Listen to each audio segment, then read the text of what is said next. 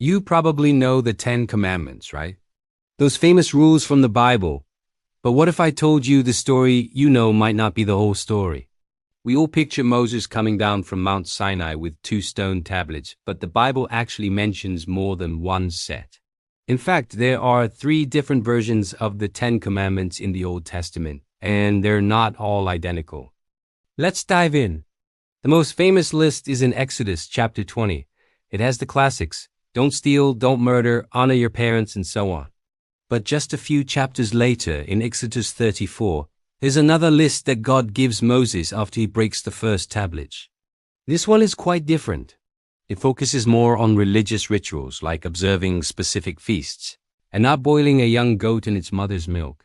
Scholars call this the ritual decalogue. It makes you wonder why the change. Then there's a third version in Deuteronomy, chapter 5.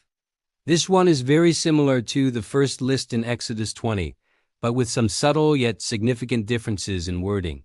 For example, the reason for observing the Sabbath changes. In Exodus, it's to remember God resting after creation. In Deuteronomy, it's to remember the Israelites' liberation from slavery in Egypt.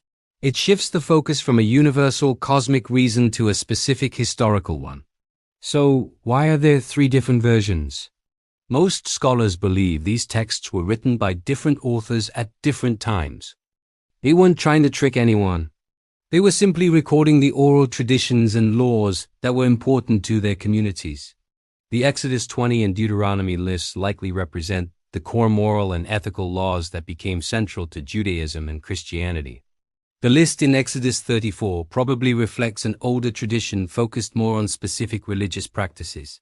Thinking about the 10 Commandments this way doesn't take away from their power.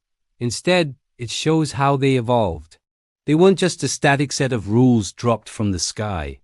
They were living principles that were adapted and reinterpreted over centuries to guide people in their relationship with God and with each other.